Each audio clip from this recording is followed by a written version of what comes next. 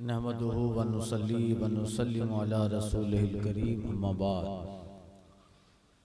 फ़अऊज़ु बिल्लाहि मिनश शैतानिर रजीम बिस्मिल्लाहिर रहमानिर रहीम मन युतिल हिकमता फ़क़द ऊतिया खैरन कसीरा सदक़ल्लाह।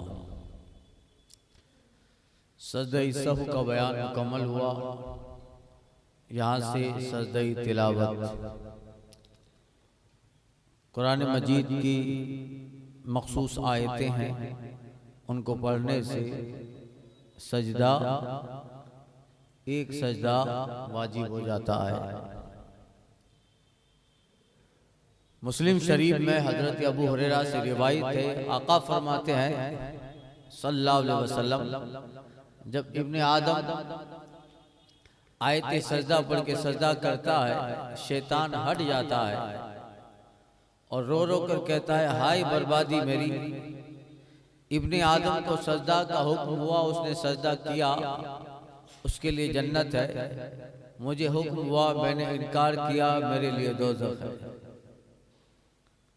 सजदा की 14 आयतें हैं, वो ये हैं। अब मैं वो आयतें नहीं पढ़ूंगा, वरना आप सबको 14 सजदे करने पड़ेंगे। आयत सजदा सूरह एराब की आखिरी आयत, सूरह नहल में, सूरह बनी इसराइल में,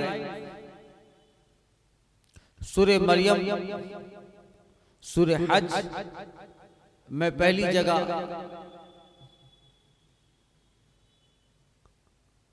और सूरह फुरकान, सूरह नमल, सूरह अलिफ लाम तंजील, सूरह साद, सूरह हामिम सजदा,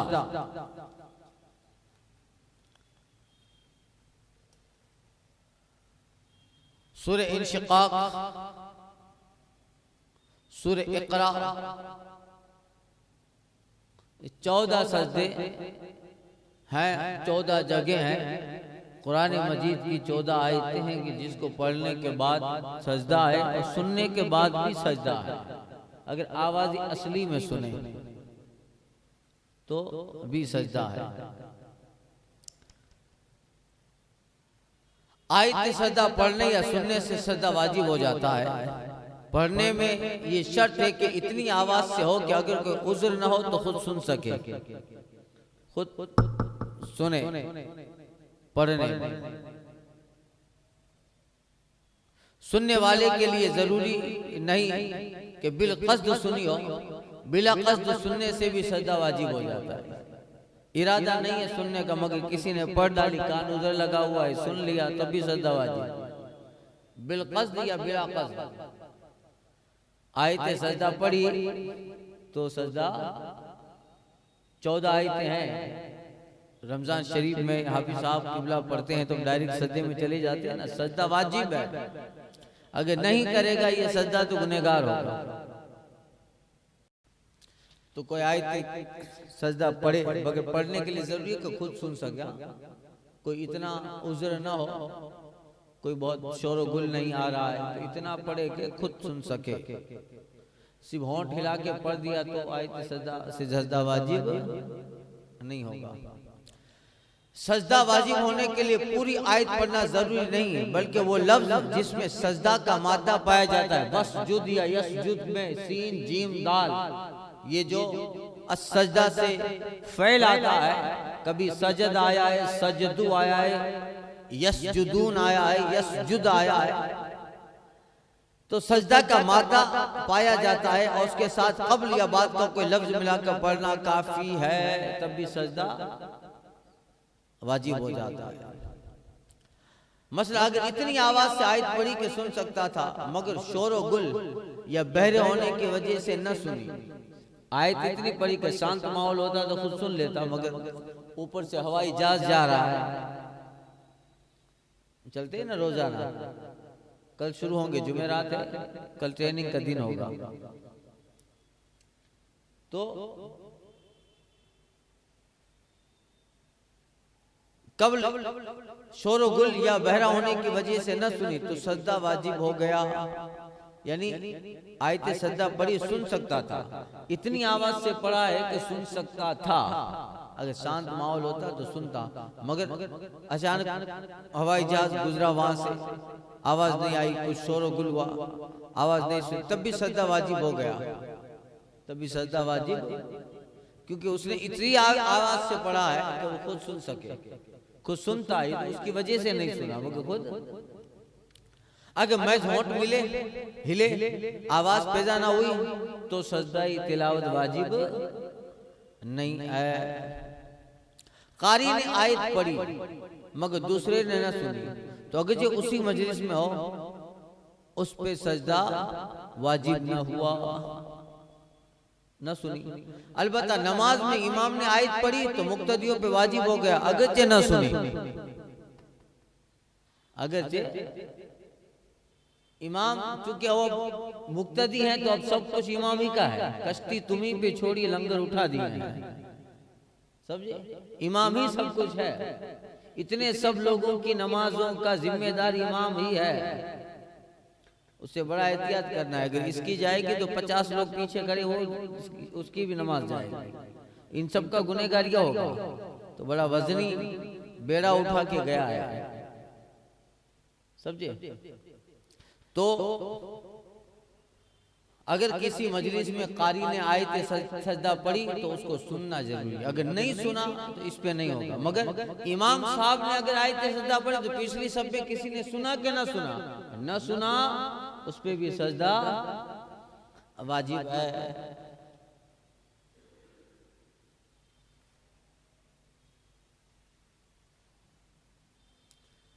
अगरचे न सुनी हो उस पे, बल्कि अगरचे आयत पढ़ते वक्त मौजूद भी न था, बात पढ़ने के सजदा से पेशतर शामिल हुई। इमाम साहब ने इमामत में नमाज में तरावी में मिसाल के तौर पे आयत सजदा पढ़ी तो नमाज में ये नहीं था, बाद में आया आयत बाद पढ़ने के सजदा से पेशतर, जैसे इमाम साहब ने आयत सजदा मुकम्मल की ये नमाज में शामिल हुआ। और अगर इमाम तो भी उस पे सजदा वाजिब होगा, इमाम साहब सजदा करेंगे तो वो भी सजदा करे। और अगर इमाम से आयत सुनी मगर इमाम के सजदा करने के बाद, इमाम साहब से आयत सजदा सुनी मगर इमाम के सजदा करने के बाद उसी रकात में शामिल हुआ तो इमाम का सजदा उसके लिए है, इमाम का सजदा, और दूसरी रकात में शामिल हुआ तो इमाम का सजदा उसके लिए भी है, और दूसरी रकात में शामिल हुआ तो नमाज के बाद सजदा करे। यूं ही अगर शामिल ही ना हुआ जब भी सजदा करे। तो ये सूरह हज की आखिरी आयत जिसमें सजदे का जिक्र है, सूरह हज की आखिरी आयत देख लीजिएगा, सूरह हज की आखिरी जो आयत है जिसमें सजदे का जिक्र है, एक पहली आयत भी है और आखिरी आयत भी है।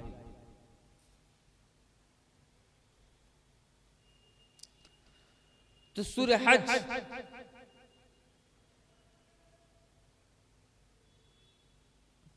कि आखिरी आयत जिसमें सजदे का जिक्र है, उसके पढ़ने से या सुनने से सजदा वाजिब नहीं, कि उसमें सजदे से मुराद नमाज का सजदा है, उससे मुराद सूरह हज की आखिरी आयत जिसमें सजदे का जिक्र है उसके पढ़ने या सुनने से सजदा वाजिब नहीं, कि उसमें सजदे से मुराद नमाज का सजदा है। अलबत्ता सुनिए, ये मैं तफसीर में बयान कर चुका हूँ, तफसीर हदीस तफसीर कुरान, अगर शाफई मजहब इमाम की इक्तदा की और उसने इस मौके पे सजदा किया तो उसके मुताबात में मुक्तदी पर भी वाजिब है। शाफइयों के नजदीक सूरह हज की जो आखिरी आयत है वो आयत सजदा है, हमारे नजदीक नहीं। तो अगर हमने सुनी तो नहीं होगा, मगर अगर इमाम शाफई है और मुक्तदी हनफी है तो शाफई, चूंकि शाफइयों के नजदीक ये आयत सजदा है, तो अगर इमाम शाफई है और इमाम ने ये पढ़ी और मुक्तदी हनफी है तो अब वो भी सजदा करेगा। क्यों? इसलिए कि अब इसके पढ़ने की वजह से नहीं बल्कि ये इमामत की वजह से, कि इसका मुक्तदी है, तेरा इमाम शाफई है, तू मुक्तदी है। तो ये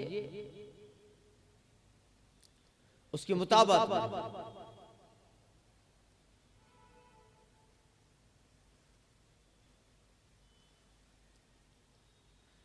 मसला, इमाम ने आयत सजदा पढ़ी और सजदा न किया। इमाम साहब ने आयत सजदा पढ़ी, सजदा न किया, तो मुक्तदी भी उसके मुताबिक में सजदा न करेगा, अगर आयत सुनी हो। इमाम साहब ने चलो बाद में करेंगे सजदा, है कि नहीं किया। अब इमाम साहब ने सजदा नहीं किया तो पीछे मुक्तदी पुख्ता ना बने, समझे? वो भी इमाम साहब के मुताबिक करे, वो भी सजदा नहीं करे। अगर चाहे सजदा सुनी हो।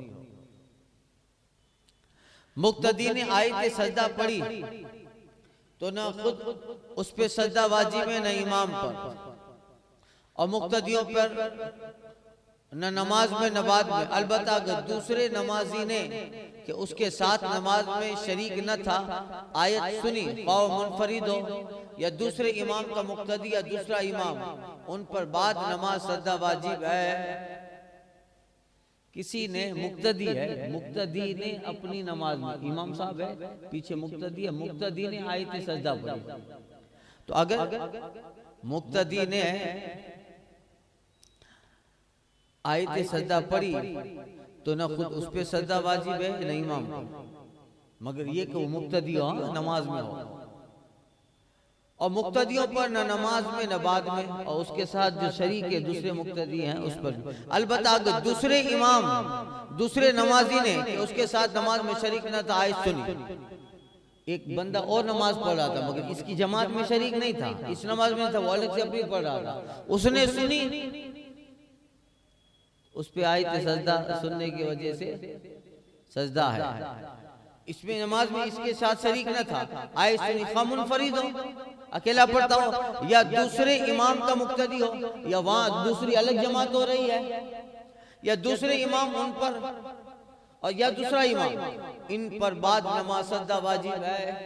यूं ही उस पर वाजिब है जो नमाज में ना हो, जिसने नमाज में ना हो, जिसने सुन ली।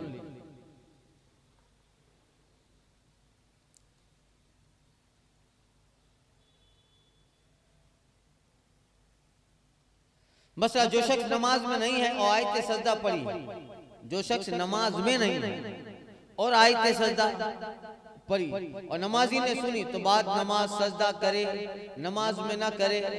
पहले वाला मसला मुक्तदी का था, पहले वाला मसला मुक्तदी का था, अभी अकेले का है। अगर जो शख्स नमाज में नहीं है और उसने आयत सजदा पढ़ी और नमाजी ने सुनी तो बाद नमाज सजदा करे, नमाज में ना करे, और नमाज ही में कर लिया तो काफी ना होगा, बाद नमाज फिर करना होगा, मगर नमाज फासिद ना होगी। हाँ, अगर तिलावत करने वाले के साथ सजदा किया और इत्तिबा का कसद भी किया, किसकी इत्तिबा किया, तो नमाज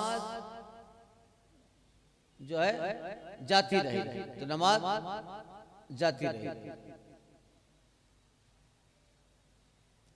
यहाँ तक मसाइल हुए सजदा तिलावत के। अब और भी कुछ मसाइल है, इंशाअल्लाह ताला ये बयान है, कुछ 2-3 दिन तक चलेगा, और भी इसके मसाइल हैं, इंशाअल्लाह आइंदा के दर्स में अर्ज़ करता हूँ। अल फातिहा।